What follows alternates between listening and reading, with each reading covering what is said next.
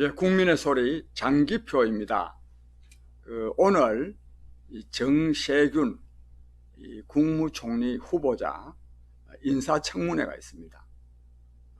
그리고 지금 또 검경 수사권 조정, 이제 말하자면 이 조정이라고 말하면 말은 그럴듯한데, 검찰과 경찰의 그 수사권 분리입니다. 즉 수사는 경찰에서 이렇게 하고 기소는 경찰에서 하는 것을 기본으로 하는 이 검경 수사권 조정입니다. 이 두 문제가 지금 이 정치권의 특히 국회의 현안이 되어 있습니다. 근데 먼저 이 정세균 그 전 국회의장의 현 의원이죠.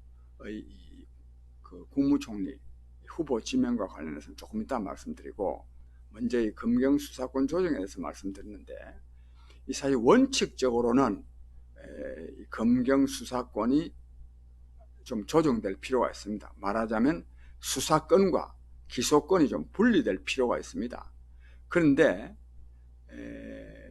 제 생각으로는 현재의 이 경찰에다가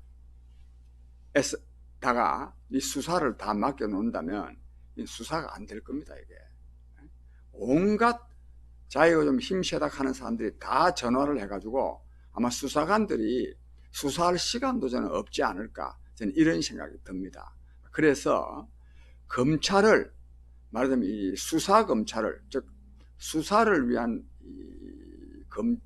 경찰을 특별히 설치한 상태에서 이 수사권을 이 경찰에다 넘기는 것이 옳지 않을까, 저는 그렇게 싶어서 현재 상태에서 이 검경 수사권을, 말하자면 수사는 경찰이, 기소는 검찰로 이렇게 넘기는 것은 저는 적절치 못하다고 생각합니다. 그런데 지금 이 문재인 정권이 또 더불어민주당이 이것을 밀어붙이는 것은, 이것은 굉장히 현재의 지금 조국시 사건을 비롯해서 권력의 실세들을 수사하고 있는 이런 거고, 윤석열 검찰이라고 합니다. 윤석열 씨가 검찰총장으로 있는 이 검찰을 압박하기 위한 그런 의도가 굉장히 강합니다. 굉장히. 그런 점에서 이것은 사실은 검찰 개혁이 아니라 검찰을 보다 더 권력의 주구로 만들기 위한 것입니다. 그러니까 이거는 국민을 위한, 국민의 인권 보장을 위한 검경 수사권 조정이 아니라, 말하자면 이 검찰을 권력의 주구로 만들기 위한 이 수사권 조정이라는 의미에서 이것은 사실상 이거는 국민의 인권 보호와는 정반대의 길입니다. 그럼에도 불구하고 이 더불어민주당이 지금 이걸 강행하려고 하고 있습니다. 근데 이와 관련해서 지난번에 이제 선거제 개편, 또 공수처 설치와 관련해서 특히 한국당을 지지하는 많은 국민들은 자유한국당이 제대로 싸우지 못해서 그렇다, 이런 말을 많이 합니다. 언론에서도 그렇습니다. 그런 점이 또 없지 않아 있습니다. 그러나 저는 자유한국당이 제대로 싸우지 못해서 그렇다는 견해에 대해서는 동의하지 않습니다. 저는 국회에서는 표결로, 다수결로, 즉 다수결 원칙에 입각해서 표결로 어떤 사안을 결정해야 된다고 생각합니다. 아무리 자기에게 불리하더라도, 즉 자기 당의 당론과는 맞지 않다 하더라도 저는 다수결의 원칙에 입각해서 표결로 처리해야 된다. 다만 그 표결하기 전에 왜 그것이 부당한지를 충분히, 말하자면 국회에서 대정부 질문이든지 또 국회에서의 그 논의에서든지 토론에서든지 또는 또 공청회를 통해서든지 또는 언론의 기자회견을 통해서든지 대담을 통해서든지 충분히 그 사안의 그 잘못을 알리고, 그리고 최종적으로는 다수결의 원칙에 입각해서 저는 만약에 패배하면 저는 승복해야 된다고 생각합니다. 저는 그런 점에서 한국당이 덜 싸워서 공수처법이 통과되고 선거제가 개편되고 저는 그렇다고는 보지 않습니다. 지금 한국당이 그런데 이런 비난을 듣는 것, 그다음 또 하나, 이 야당을 무시하고 집권 여당이 저렇게 하는 것은 이 몸싸움을 이길 수 있다고 해서가 아니라 한국당에 대한 국민의 지지가 낮기 때문입니다.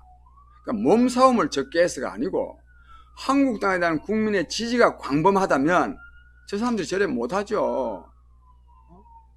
저렇게 제1야당을 무시하는 일을 못합니다. 제1야당을 무시하는 것은 힘이 약해서, 즉 육탄 저지할 능력이 없다 해서 무시하는 것이 아니라 자유한국당에 대한 국민의 지지가 약하기 때문에 이걸 무시하는 겁니다. 이 야당이 무시당하지 아니하고 또 자기의 뜻을 관철하려면 자유한국당 자신을 혁신을 해가지고 전체적으로 국민의 지지를 받을 수 있도록 해야 됩니다. 그런 점을 제가 먼저 하나 말씀드립니다. 그 다음에 그래서 한 번 더 강조하는데요. 한국당이 뭘 잘 못 싸워서 그렇다 이렇게 말하는 사람이 거의 대부분입니다. 그게 아닙니다. 못 싸워서 그런 게 아니라 한국당을 근본적으로 혁신하지 못해서 그렇다. 저는 이 점을 알 필요가 있다. 저는 이렇게 봅니다. 그 다음에 정세균 씨 문제인데요. 이 정세균 씨는 국민 여러분이 아시는 바와 같이 국회의장을 지낸 분입니다. 또 나이도 들 만큼 들었습니다. 그것도 이 나라 또 혼자 다 하는 것도 아닙니다. 근본적으로 국무총리로 갈 생각을 하지 말아야 됩니다. 삼권 분립 원칙 아닙니까? 그렇지 않아도 지금 국회가 지금 청와대 어디 파견되냐, 청와대 분소냐 하는 말이 나오고 있지 않습니까? 또 여당이 또 완전히 권력의 신여가 되어 있다는 비난을 듣고 있지 않습니까? 정세균 씨라는 사람 참 문제 많습니다. 저 사람은 본래 열린우리당인가? 그 야당 대표하다가도 또 산업자원부 장관 간 사람 아닙니까? 집권당 대표가요, 가면 국무총리로 가야지, 국무총리도 그거 갈 일이 아니지.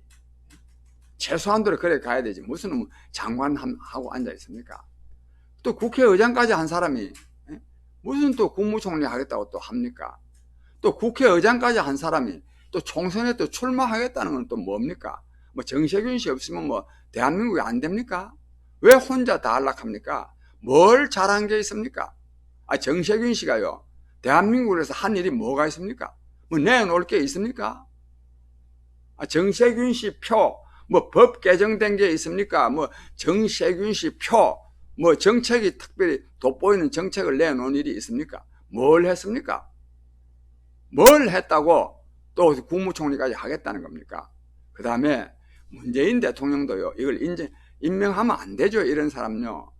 무엇보다 그보다 더 중요한 것은 더불어민주당 저거 웃기는 정당 아닙니까? 그 당 대표도 하고 국회의장까지 배출한 정당인데 그 국무총리 가는 거 그거 용납하면 됩니까? 그거? 내 같으면 저런 당에서 제명합니다. 당신 처신 똑바로 하라고 말이죠. 그래서 이래 가지고는 이 나라가 안 되는 거예요. 제왕적 대통령 폐지하는 헌법 개정해야 된다고요? 지금 현재도 지금 과도한 제왕적 대통령 행세를 하면서 무슨 헌법 개정은 하려고 합니까? 정말 국민 여러분, 이런 걸 보고요, 기본이 안 됐다고 하는 겁니다. 기본이 돼야 됩니다. 기본이. 대한민국이 민주주의 국가가 되려고 그러면 삼권 분립의 원칙이 지켜져야 되는 거예요. 이게 굉장히 중요합니다. 이 삼권 분립의 원칙을 확립한 그 저서가 있는데 그거는 법의 정신입니다. 몽테스큐가 쓴 법의 정신인데 그 책이 그렇게나 유명한 이유가 왜 그렇겠어요? 왜 유명하겠어요? 민주주의가 실현되려고 그러면은 삼권이 분립돼야 된다 이거야. 왜? 그래야만이 상호 견제할 수 있기 때문입니다. 이 삼권 분립을 원천적으로 붕괴시키고 있습니다. 그에 대한 책임은 우선은 정세균 씨한테 있고 그 다음에 문재인 대통령한테도 있고 집권 여당한테도 있습니다. 그리고 이것을 용납하고 있는 대한민국의 지식인들한테도 있습니다. 그런 점에서 아주 이거는 정세균 씨의 국무총리 후보 지명은 아주 잘못된 것이고 저도 이런 때는 한나라당이 육산 저지하는 건 옳지 않습니다. 되지도 안 하고 적어도 보이콧이라도 해서 국민들로 하여금 이런 사람을, 즉 정세균 씨 같은 사람을 국무총리로 임명하는 것은 상권 분립의 원칙에 위배된다고 하는 것을 국민들에게 널리 알리기 위해서도 저는 한국당은 투표에 참여하지 않아야 된다 이렇게 생각합니다. 그다음 이와 더불어서요, 지금 이거 요즘 이낙연 현재 국무총리죠. 이 사람이 총선을 출마하는데 종로에 출마한다.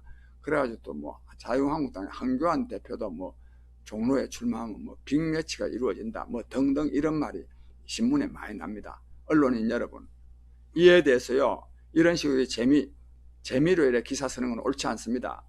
이낙연 씨요, 다음에 대통령 출마 안 할 겁니까?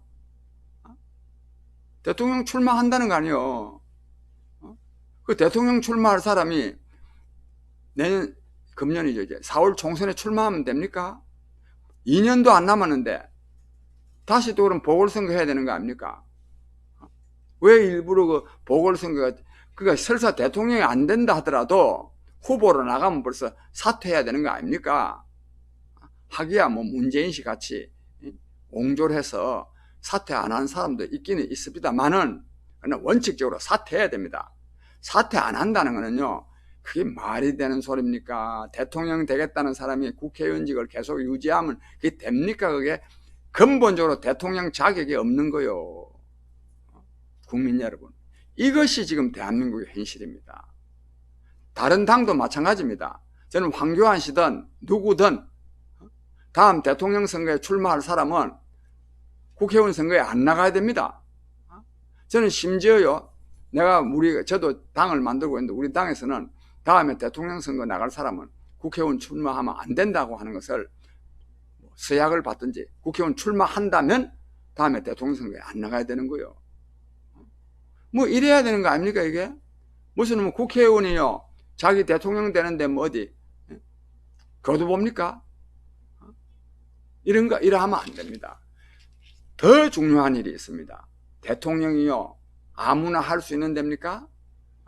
자기가 만약에요, 대통령이 되겠다고 한다면 국정 운영 전반에 대해서 공부를 굉장히 많이 해야 되는 거예요. 그러니까 국회의원 하면서 공부할 수 있는 건 아니잖아요. 국회의원 직무를 제대로 수행을 안 하든가, 그래야 되는 거 아니에요, 이게? 그런 점에서도 대통령에 나가려고 하는 사람은 이거 하면 안 됩니다. 또 더불어요, 요즘 그렇지 않아도 중진 의원들 사퇴하라 이런 말이 있는데, 실제로 저는 국가를 위해서요, 말하면 두 기 8년 동안 했으면 할 만큼 한 거예요. 요거도 먹는 국회의원 왜 자꾸만 해야 됩니까? 2기 했으면 2기 동안에 최선을 다해야지. 무슨 국회의원을 벼슬자리로 생각해가지고 가문의 영광을 위해서 계속합니까? 그런 점에서도 8년 이상 한 사람들은, 국민 여러분, 그 사람 국회의원 또 찍으면 안 됩니다.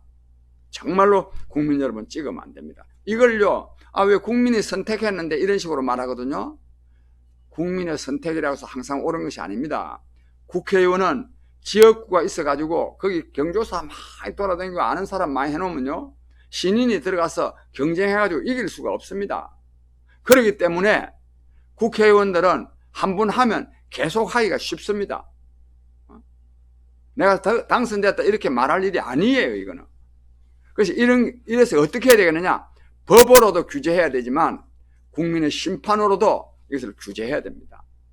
그래서 저는 말하자면 2분 한 사람 외에는 그 다음에는 하면 안 된다. 그 다음에는 다른 걸 해야 돼요. 구청장을 하든지 시도지사를 하든지 대통령을 하든지 공직을 위해서 그래야 되지. 대한민국 공직이요, 그 사람한테 전유물입니까?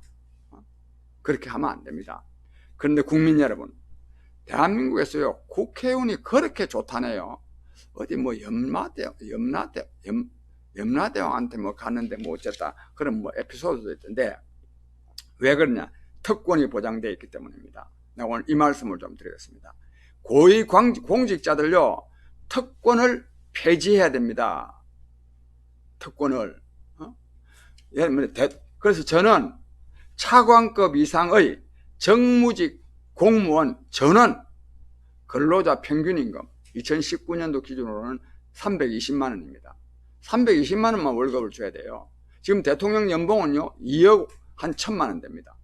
대통령요 청와대에서요 묵을 거 입을 거 뭐 여행 거 다 나오는데 왜 1년에 2억 1,000만 원씩이나 줘야 됩니까? 그래가지고 뭐 노무현 대통령 보니까 뭐 월급 받아가 저축했다는 거 아닙니까? 또 문재인 대통령도 재산 늘어간 게 있다. 그런 그 월급이 저축된 겁니다. 국민은 지금 살기 힘들어 죽겠다는데 대통령이요 월급 받아가지고 저축하면 되겠습니까? 있는 돈도 다 내놔야죠. 문재인 대통령도 뭐 재산이 20억 원 정도 된다면서요. 20억 원 있으면요 평생 먹고 삽니다. 평생 돈 한 푼 안 벌어도. 그런 사람들한테 왜 월급을 또 줘야 됩니까?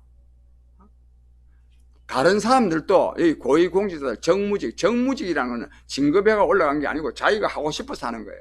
그 사람들은 다 이미 뭐 기업에서 있었던 공직을 했던 다 연금이 나오던 뭐가 다 나와가지고 먹고 살 게 다 보장되어 있는 사람들이에요.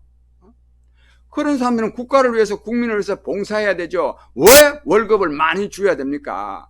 그런 거를 하니까 국회의원을 계속 하려고 하는 거 아닙니까?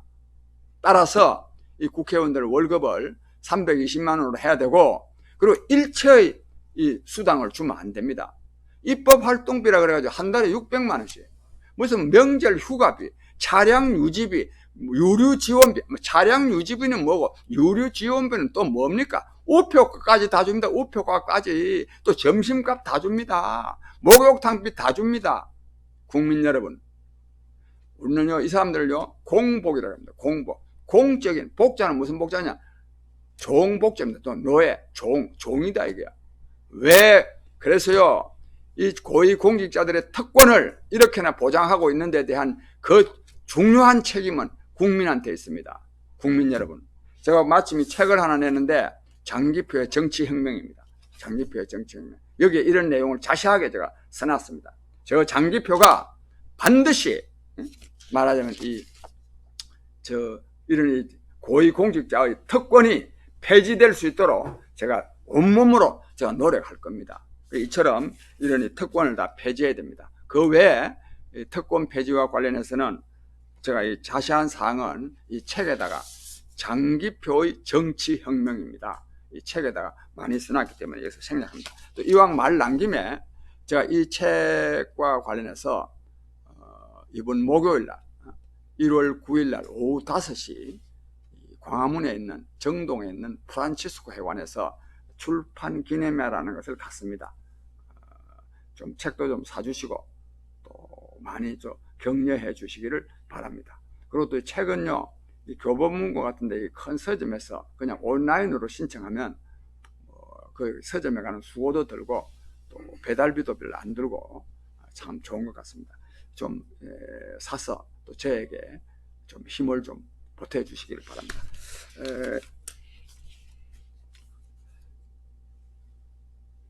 그래서 제가 이제 오늘 이처럼 이 특권을 그 밖에도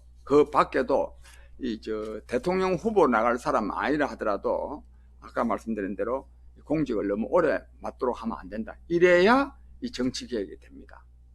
아무쪼록 지금까지 우리 정치가 얼마나 특히 국회가 얼마나 국민으로부터 비난받아 왔습니까? 마침 금년도에는 4월 15일 날 또 선거도 있고 하니까 이 선거를 통해서 진짜 정치혁명, 즉 고위공직자의 특권을 폐지할 수 있도록 하는 정치혁명이 이루어지기를 간절히 바랍니다. 제 오늘 말씀 여기서 마칩니다. 여러분 감사합니다.